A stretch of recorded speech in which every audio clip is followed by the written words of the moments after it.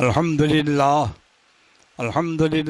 नहमदुहु व नस्तईनुहु व नस्तगफिरुहु व नु'मिनु बिही व नतवक्कलु अलैहि व नऊज़ु बिल्लाहि मिन शुरूरि अनफुसिना व मिन सय्यिआति अमालिना मन यहदिल्लाहु फला मुदिल्ल लहु व मन युद्लिलहु फला हादिय लहु ونشهد أن لا إله إلا الله ونشهد أن سيدنا ونبينا ومولانا محمدا عبده ورسوله صلى الله عليه وسلم أما بعد فقال الله تعالى في كلامه المجيد والفرقان الحميد أعوذ بالله من الشيطان الرجيم بسم الله الرحمن الرحيم ولله على الناس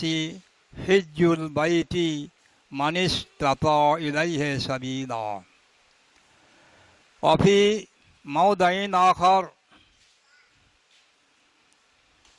قال الله تعالى لن ينال الله لحومها ولا دماؤها ولكن يناله التقوى منكم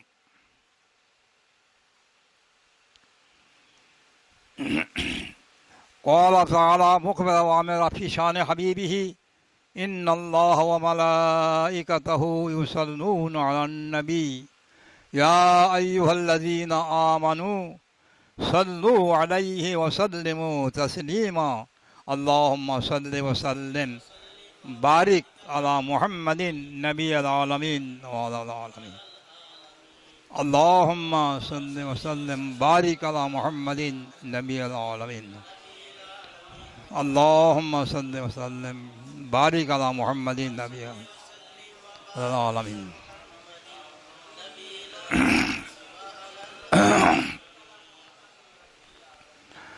গতকাল চাঁদের 9 তারিখ চলে গেছে ইয়াউমুল আরাফা।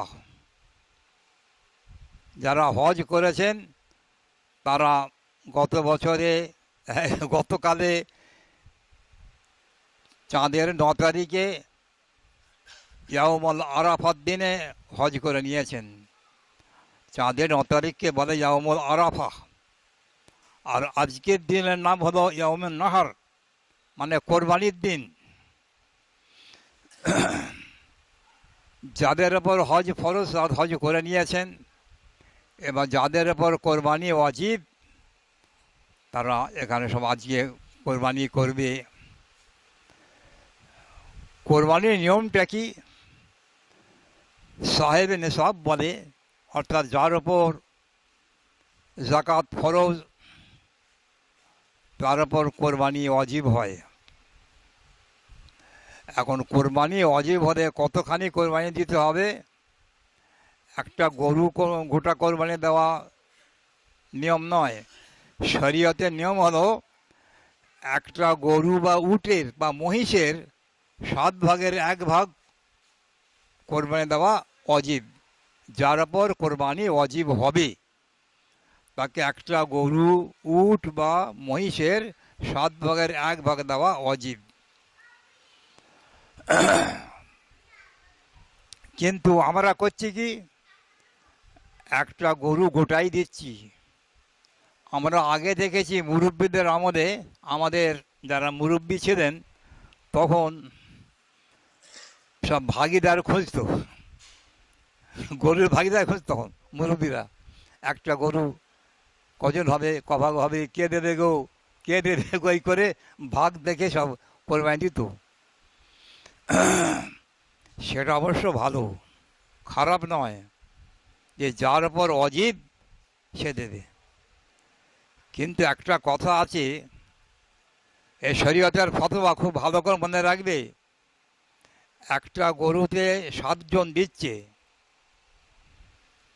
কেউ 2 ভাগ দিচ্ছে, কেউ 3 ভাগ দিচ্ছে, কেউ 1 ভাগ দিচ্ছে। কিন্তু একজন হয়তো কোরবানি এই নিয়েতে দিচ্ছে যে সবের বাড়িতে গোশত হবে, ছেলেপুলেরা খাবে, আর আমার বাড়ির ছেলেরা চেয়ে থাকবে।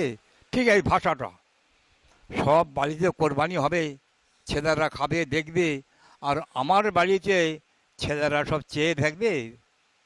ওই জন্যে তারা কোরবানি দিচ্ছে, মানে আল্লাহকে খুশ করার জন্য। কি অজেব হয়েছে সেই জন্য দিচ্ছে না, অজেব বলে নয়।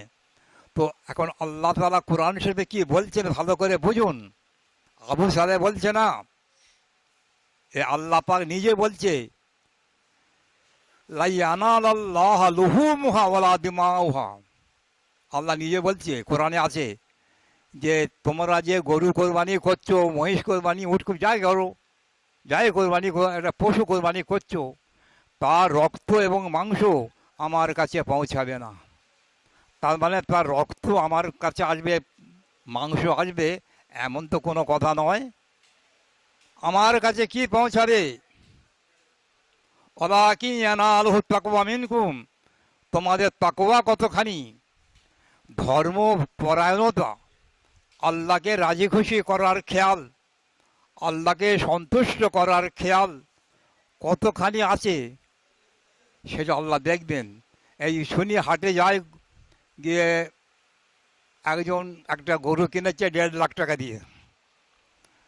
তো সেটা হচ্ছে ছোটো ভাই, তার ছেলেকে বলছে, আরে দেখ না রে দাদা, একটা 1.5 লাখ টাকা দিয়ে গরু কিনেছে, দেখ না তুই একটা, আর একটু দেখ না কিরম কি করলে হয়। তা বলছে 1,75,000 টাকার একটা গরু আছে, বেশ পছন্দযোগ্য। তা দে, পছন্দ আছে তো? বলে হ্যাঁ দাদার, আমার বর চাচার চেয়েও ভালো, বর চাচা করেছে কি, তার চেয়ে আমার ভালো। তো এগুলো কেন হচ্ছে? মার্কেটে গিয়ে কম্পিটিশন চলছে, কম্পিটিশন মার্কেটকে বলে। যারা হাটে গেছে তারা জানে, আমার কাছে রিপোর্ট দেয়, আমি কি হাটে দেখতে যাই? যারা হাটে ঘোরে তারা দেখেছে, তারা আমাকে এসে বলে এই হচ্ছে তো, এই দুনিয়া, এই যুগ চলছে। তো সেই জিনিসটা আল্লাহর কাছে কবুল হবে? হ্যাঁ, 1.5 লাখ টাকা দিয়ে তুই এটা 2 লাখ টাকা দে, আরও ভালো। তারপরে গরু এবারে কিনে নিয়ে কী করে জানো?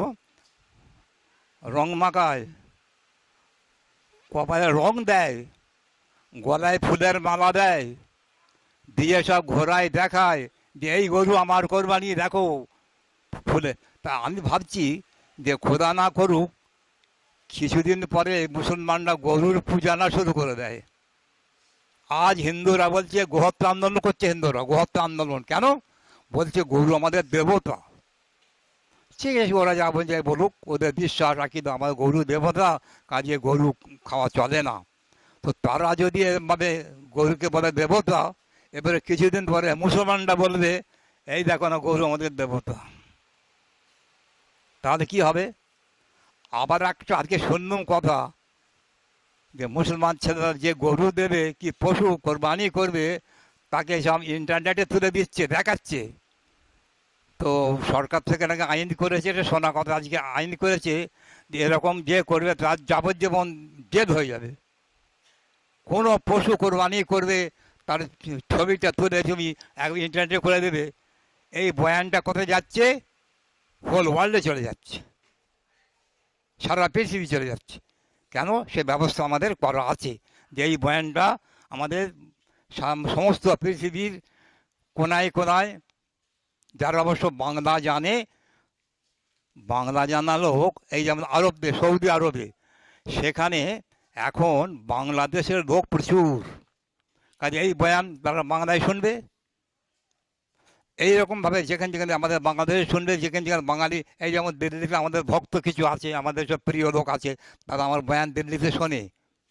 এই আমার বয়ান মুর্শিদাবাদ জেলাতে, সেখান থেকে একজন স্কুল টিচার এসেছিলেন, সায়েন্স গ্রাজুয়েট স্কুল টিচার, বলে আমি তো আপনার বয়ান এখানে যা করা হয়, আমার তো সঙ্গে সঙ্গে আমার সেখানে চলে যায়, আমি সব দেখি শুনি। তো এরকম যতটা যা হচ্ছে হচ্ছে, কিন্তু একটা কথা আমি এখানে আমি বলে রাখতে চাই, এই যে এতগুলো লোক আছেন, যে আমাদের এই শাহ যে এই ব্যবস্থাটা করেছে, ও একবার খরচা করে ফেলেছিল, কিন্তু একটু অভিজ্ঞতা নেই। ও 3,700 টাকা খরচা করে ফেলেছিল, যে আমার এই বয়ান বাংলায় হচ্ছে, সঙ্গে সঙ্গে ট্রান্সলেট হয়ে যাবে উর্দুতে, হিন্দিতে, ইংরেজিতে, আরবিতে, ফার্সিতে সঙ্গে সঙ্গে ট্রান্সলেট হয়ে যাবে। তার জন্য ওকে বলেছিল 3,700 টাকা খরচা করতে হবে, ও করেছে কিন্তু সাকসেসফুল হয়নি বা টাকাটা পানি এলো।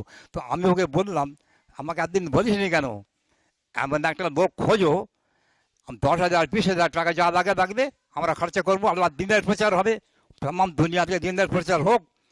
তেমন তোমরা একটা খোঁজ করো না যে মানে সমস্ত পৃথিবীর সমস্ত ভাষাতে যাতে সঙ্গে সঙ্গে ট্রান্সলেট হয়ে যাবে, সেরকম একটা ব্যবস্থা তোমরা করো না, খরচার জন্য আটকাবে না। একটু চেষ্টা করো না, তোমাদেরকে সবাইকে বলে রাখা হলো, তোমরা একটু চেষ্টা করো, দেখো। বুঝতে পেরেছো কথা? হ্যাঁ, চেষ্টা করো। তো এখন কথা হচ্ছে, এই যে কোরবানি আমরা দিয়ে থাকি, কোরবানি মানে একটা পশুকে জবে করা। আল্লাহ তাআলা আমাদের সব জিনিস দিয়েছেন ম্যান মেকিং প্রজেক্ট করে, মানুষ তৈরি করার পরিকল্পনা। এই যে আল্লাহ নামাজ দিয়েছেন কেন? মানুষ তৈরির পরিকল্পনা। ইন্না সালাতা তানহা আনিল ফাহশাই ওয়াল মুনকার, যে নামাজ সমস্ত মন্দ, অপকর্ম, বিগর্হিত কর্ম থেকে মানুষকে দূরে রাখবে। কেমন করে রাখবে? লোকে বলে এই যে নামাজ পড়ে পাপ করে কেন? তো আমার দাদা পীর কেবলা হযরত মাওলানা আশরাফ আলী সাহেব থানভী কোথায়, উনি বলে গেছেন যে নামাজ পড়লে যে আপনি সমস্ত গুনাহ দূর হবে তা হবে না। নামাজ কি করে? তার মৌন ভাষায় বলে, তুমি একটা অন্যায় কাজ করতে লেগেছো, তখন নামাজ তোমাকে তার মৌন ভাষায় বলে, কি গো তুমি তো নামাজ পড়ো নাকি?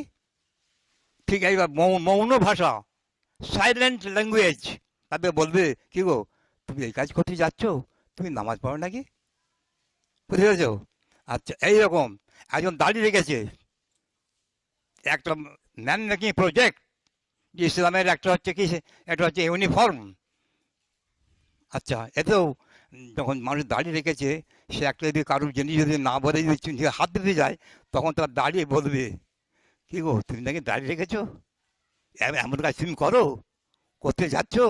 হ্যাঁ, এই রোজা কুতিবা আলাইকুম সিয়ামু কামা কুতিবা আলাল্লাযিন ক্বাবলিকুম লাআল্লাকুম তাত্তাকুন। খোদা আল্লাহ বলে যে রোজা কেন দিয়েছি?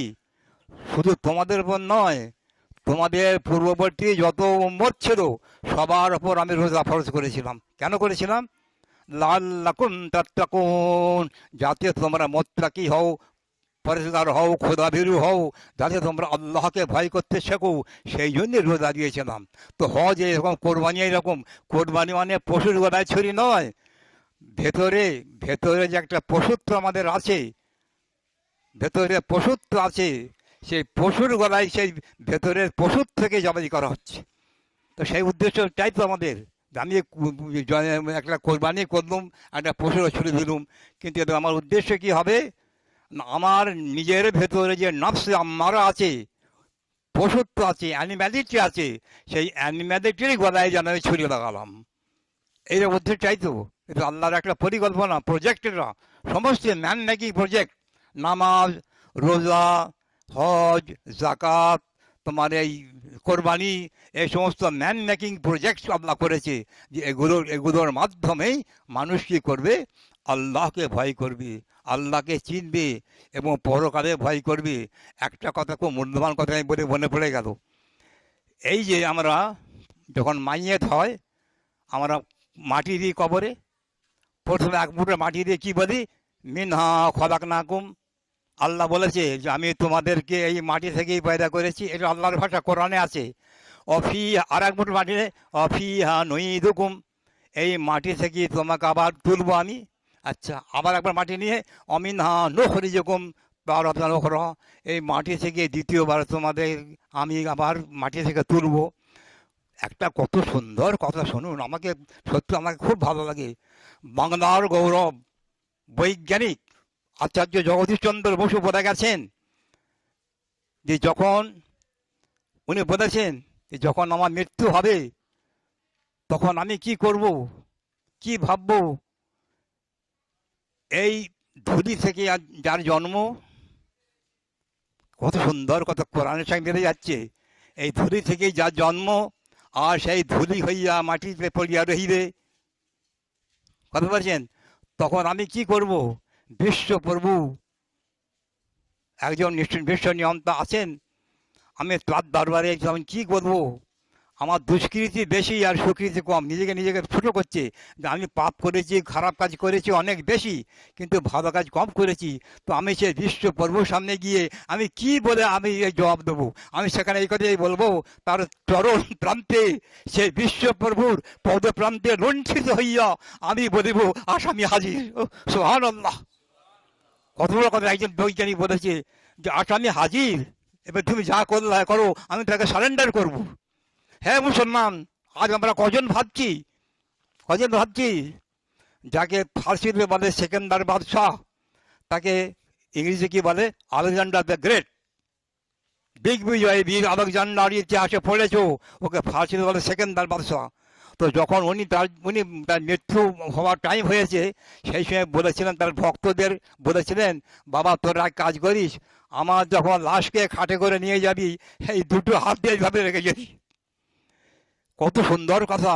আমার একটা হাত খাটের এপাশে বার করে ফেলে দেবে কাফন থেকে, আর কাফন একটা এদায় ফেলে দেবে, যে বিশ্বের লোক দেখবে যে দিগ্বিজয়ী বীর আজ দুনিয়া থেকে চলে যাচ্ছে, এক মুঠো মাটিও হাতে করে নিয়ে যেতে পারছে না। সুবহানাল্লাহ! তিনি কত বড় শিক্ষা দিয়েছে, মানুষকে দিতে চায় যে দেখো দুনিয়া করে পাগল হয়ে যাচ্ছি, ওই এক মুঠো মাটির জন্য কি না হচ্ছে, কোর্ট কাচারি সব কিরম চলছে, কিরম কি হচ্ছে, ফৌজদারি দেওয়ানি কত কি, কিন্তু তুমি বোধ নিয়ে দুনিয়া থেকে চলে যাব, এক মুঠো মাটি আমি নিতে পারবো না, খালি হাত চলে যাব।